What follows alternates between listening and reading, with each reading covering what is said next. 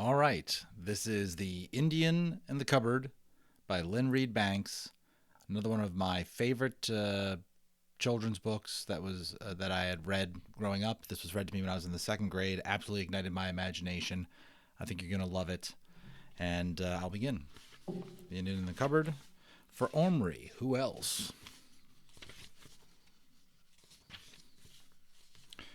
Chapter 1, Birthday Presents. It was not that Omri didn't appreciate Patrick's birthday present to him. Far from it. He was really very grateful. Sort of. It was without a doubt very kind of Patrick to give Omri anything at all, let alone a second-hand plastic Indian that he had himself finished playing with. The trouble was, though, that Omri was getting a little fed up with small plastic figures, of which he had loads. Biscuit tinfuls. Probably 3 or 4 if they were all put away at the same time, which they never were, because most of the time they were scattered about in the bathroom, the loft, the kitchen, the breakfast room, not to mention Omri's bedroom, and the garden. The compost heap was full of soldiers, which over several autumns had been raked up with the leaves by Omri's mother, who was rather careless about such things. Omri and Patrick had spent many hours together playing with their joint collections of plastic toys, but now they'd had about enough of them, or at least for the moment. And that was why, when Patrick brought his present to school on Omri's birthday, Omri was disappointed. He tried not to show it, but he was. "Do you really like him?" asked Patrick as Omri stood silently with the Indian in his hand. He's fantastic," said Omri in only a slightly flattish voice. "I haven't got an Indian." "I know. I haven't got any cowboys either." "Nor have I. That's why I couldn't play anything with him." Omri opened his mouth to say, "I won't be able to either," but thinking that might hurt Patrick's feelings, he said nothing, put the Indian in his pocket, and forgot about it. After school, there was a family tea, and with all the excitement of his presents from his parents and his 2 older brothers, he got his dearest wish, a skateboard, complete with kickboard and kryptonic wheels from his mom and dad, and from his eldest brother, Adil, a helmet. Gillian, his older brother, hadn't bought him anything because he had no money. His pocket money had been stopped some time ago in connection with a very unfortunate accident involving their father's bicycle. So when Gillian's turn came to give Omri a present, Omri was very surprised when a large parcel was put before him, untidily wrapped in brown paper and string. "What is it?" "Have a look. I found it in the alley." The alley was a narrow passage that ran along the bottom of the garden where the dustbin stood. The 3 boys used to play there sometimes, and occasionally found treasures that other, perhaps richer, neighbors had thrown away. So Omri was quite excited as he tore off the paper. Inside was a small white metal cupboard with a mirror in the door, the kind you see over the basin in old-fashioned bathrooms. You might suppose Omri would get another disappointment about this, because the cupboard was fairly plain and, except for a shelf, completely empty. But oddly enough, he was very pleased with it. He loved cupboards of any sort, because of the fun of keeping things in them. He was not a very tidy boy in general, but he did like arranging things in cupboards and drawers, and then opening them later and finding them just as he'd left them. "I do wish it locked," he said. "You might say thank you before you start complaining," said Gillian. "It's got a keyhole," said their mother, "and I've got a whole box full of keys. Why don't you try all the smaller ones and see if any of them fit?" Most of the keys were much too big, but there were a half dozen that were about the right size. All but one of these were very ordinary. The unordinary one was the most interesting key in the whole collection, small, with a complicated lock part and a fancy top. A narrow strip of red satin ribbon was looped through one of its curly openings. Omri saved that key to the last. None of the others fitted, and at last he picked up the curly-topped key and carefully put it in the keyhole on the cupboard door just below the knob. He did hope very much that it would turn, and regretted wasting his birthday cake cutting wish on something so silly, or rather unlikely, as that he might pass his spelling test next day, which it would take real magic to bring about, as he hadn't even looked at the words since they'd been given out 4 days ago. Now he closed his eyes and unwished the test pass and wished instead that this little twisty key would turn Gillian's present into a secret cupboard. The key turned smoothly in the lock. The door wouldn't open. "Hey, Mum, I found one." "Have you, darling? Which one?" His mother came to look. "Oh, that one. How very odd. That was the key to my grandmother's jewel box that she got from Florence. It was made of real leather, and it fell to bits at last, but she kept the key and gave it to me. She was most terribly poor when she died. Poor old sweetie. And she kept crying because she had nothing to leave me. So in the end, I said I'd rather have this little key than all the jewels in the world. I threaded it on that bit of ribbon, which was much longer then, and it hung around my neck, and I told her I'd always wear it and remember her. And I did, for a long time. But then the ribbon broke, and I nearly lost it." "You could have gotten a chain for it," said Ormri. She looked at him. "You're right," she said. "I should have done just that. But I didn't. And now it's your cupboard key. Please don't lose it, Ormri, will you?" And here's a picture you can see. I don't want to mess up the sound or whatever, but there's Ormri with his family doing their gift-giving thing. Yeah, the angle's tough there. Ormri put the cupboard on his bedside table and, opening it, looked inside thoughtfully. What would he put in it? "It's supposed to be for medicine," said Gillian. "You could keep your nose drops in it." "No, that's just wasting it. Besides, I haven't any other medicines." "Why don't you pop this in?" his mother suggested, and opened her hand. In it was Patrick's Indian. "I found it when I was putting your trousers in the washing machine." Ormri carefully stood the Indian on the shelf. "Are you going to shut the door?" his mother asked. "Yes, and lock it." He did this and kissed his mother. She turned the light out, and he lay down on his side looking at that cupboard. He felt very content. Just as he was dropping off to sleep, his eyes snapped open. He thought he heard a little noise. But no, all was quiet. He closed his eyes again. In the morning, there was no doubt about it. The noise actually woke him. He lay perfectly still in the dawn light, staring at the cupboard, from which was now coming a most extraordinary series of sounds. A pattering, a tapping, a scrabbling, and surely a high-pitched noise almost like a tiny voice. To be truthful, Ormri was petrified. I mean, can you imagine?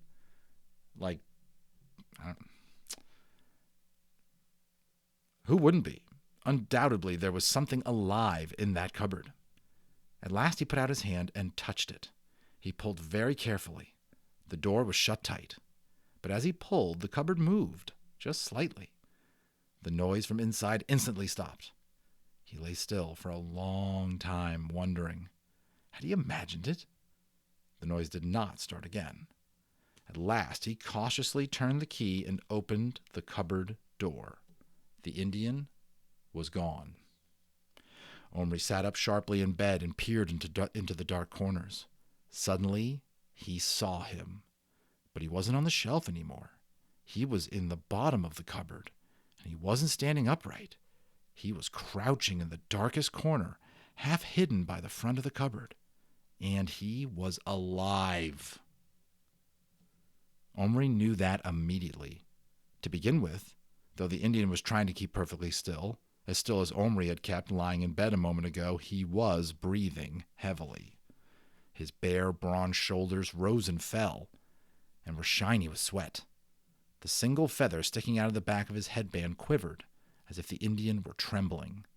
And as Ormri peered closer, and his breath fell on the tiny huddled figure, he saw it jump to its feet. Its minute hand made a sudden darting movement towards his belt, and came to rest clutching on the handle of a knife smaller than the shaft of a tack. A little thumbtack. Neither Ormri nor the Indian moved for perhaps a minute and a half. They hardly breathed either. They just stared at each other. The Indian's eyes were black and fierce and frightened. His lips were drawn back from shining white teeth, so small you could scarcely see them except when they caught the light.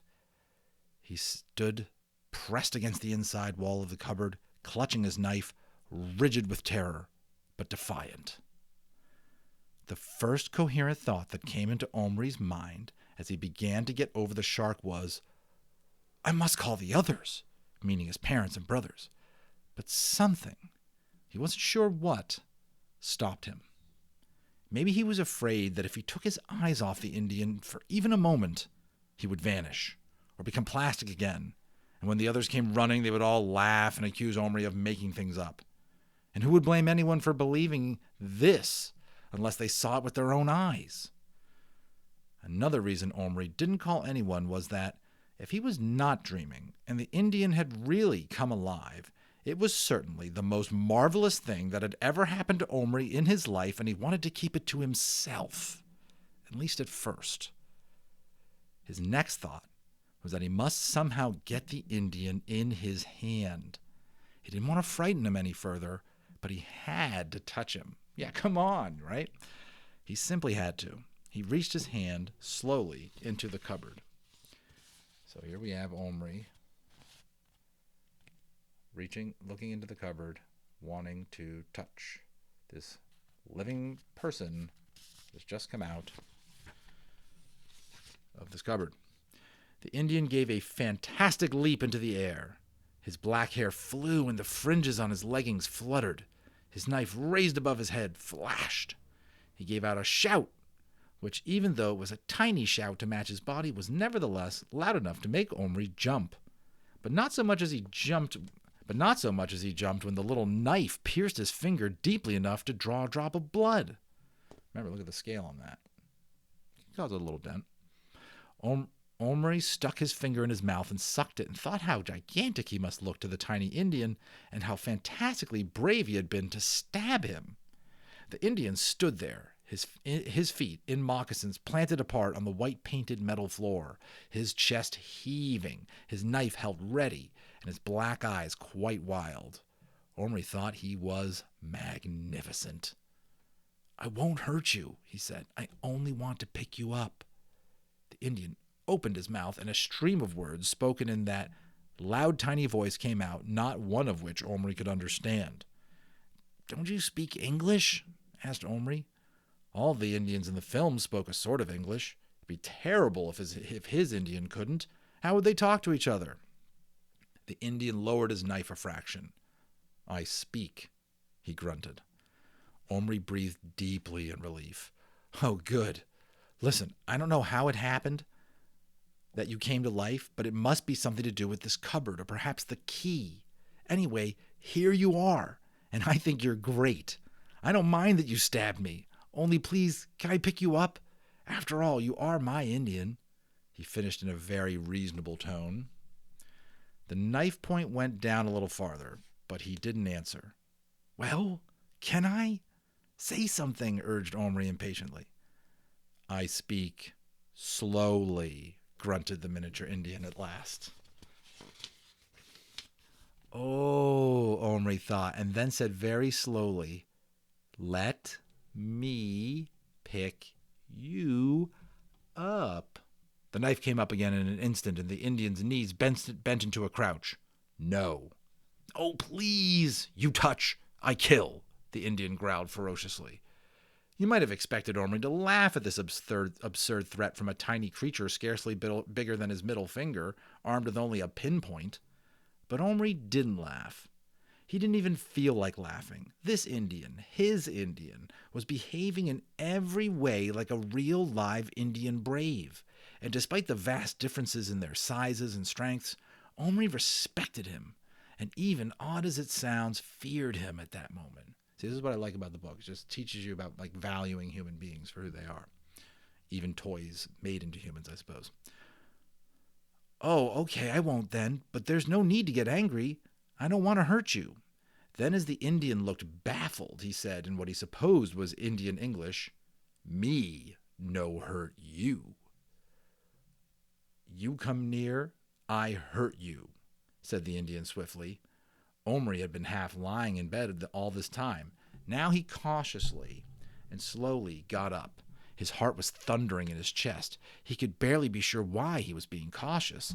Was it so as not to frighten the Indian, or because he was frightened himself? He wished one of his brothers would come in, or better still, his father, but no one came. Standing in his bare feet, he took the cupboard by its top corners and turned it till it faced the window.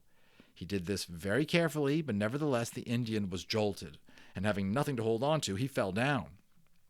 But he was on his feet again in a second. He had not let go of his knife. "Sorry," said Omri. The Indian responded with a noise like a snarl. Rawr. There was no more conversation for the next few minutes. Omri looked at the Indian in the early sunlight. He was a splendid sight. He was just under 3 inches tall. His blue-black hair, done in a plait and pressed to his head by a colored headband, gleamed in the sun. So did the minuscule muscles on his tiny naked torso, and the skin on his arms. His legs were covered with buckskin leggings, which had some sort of decoration on them too small to see properly. He wore a kind of bandolier on his chest, and his belt seemed to be made of several strands of some shiny white beads. Best of all, somehow, were his moccasins. Omri found himself wondering, not for the first time recently, where his magnifying glass was. It was the only way he would ever be able to see and appreciate the intricate details of the Indian's clothes. Omri looked as closely as he dared at the Indian's face. He expected to see paint on it, war paint, but there was none. The turkey feather that had been stuck in the headband had come out when the Indian fell and was now lying on the floor of the cupboard.